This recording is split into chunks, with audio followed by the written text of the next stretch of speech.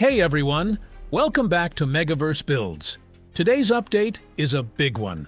For the first time, we're taking you inside spaces at Spotify Camp Nou that fans haven't seen yet, including the finished home dressing room, the massive Botiga retail space, and the press zone built for matchday media.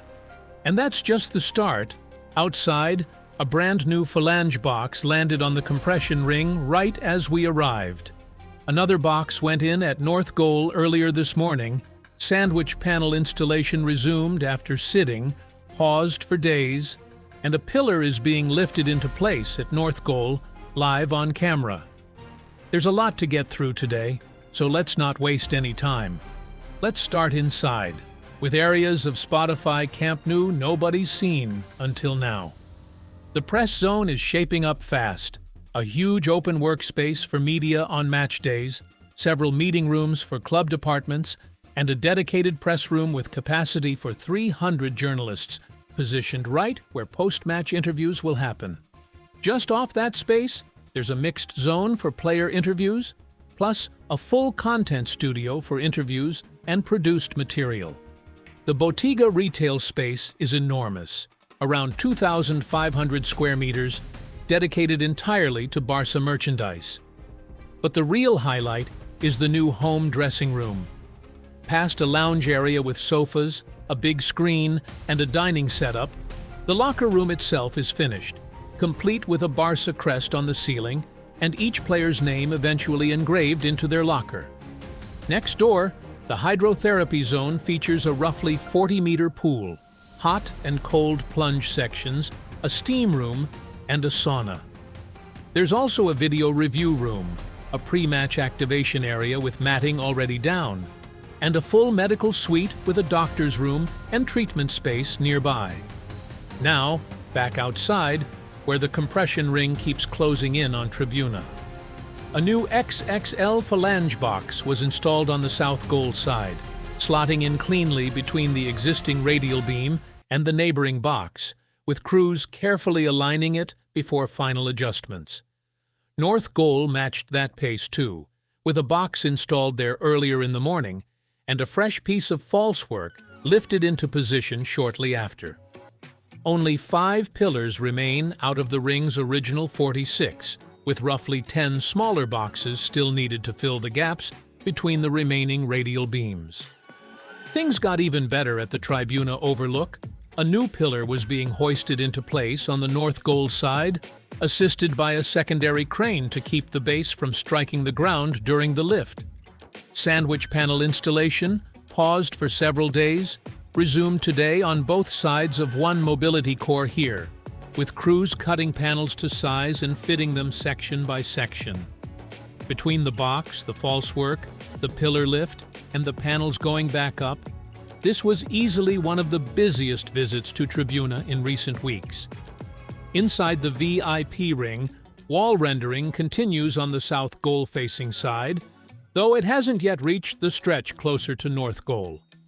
The escalator steps leading to the VIP access area are having tiles laid into each step, giving this corridor a noticeably more finished look, though the ramp section nearby still needs work. On the shop diamond, there's been no further progress on the paint sample tests from before. The ticket booth diamond remains slow, with roughly 1 aluminum profile being added per day.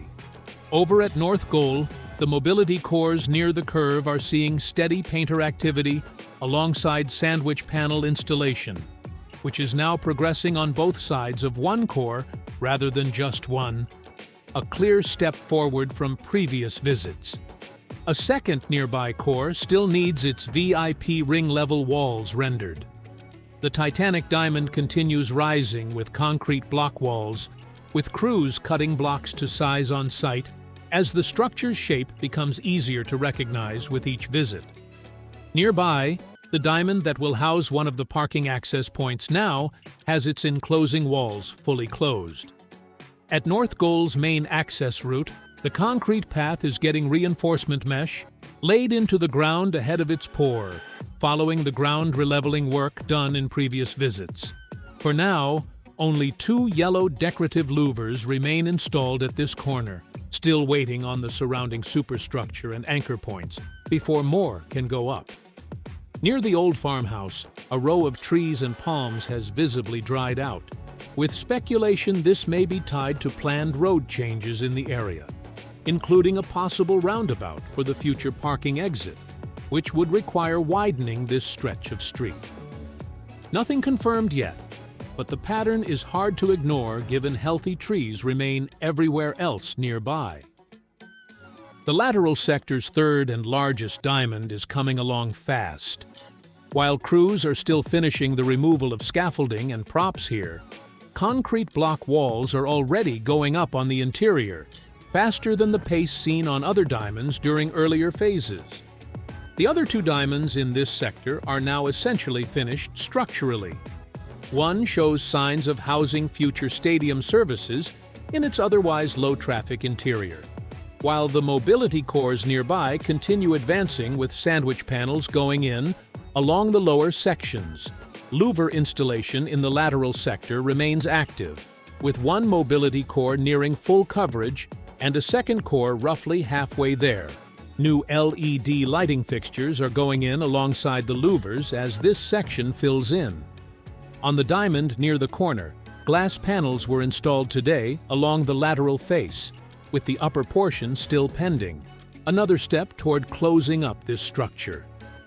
Ground level cleanup continues too, with the sector visibly less cluttered than in past visits. The progress across the exterior is also becoming easier to appreciate from wider angles, with more of the temporary construction equipment gradually disappearing as permanent elements take over. Around the mobility cores, crews continue working through the remaining structural and finishing details, and each newly enclosed section makes the overall shape of the stadium look more complete. The combination of sandwich panels, ceramic louvers, glazing, and LED infrastructure is now creating a much clearer picture of how the finished exterior will eventually look. Inside, partition walls for future restroom facilities are going up slowly in the second cantilever level near south goal.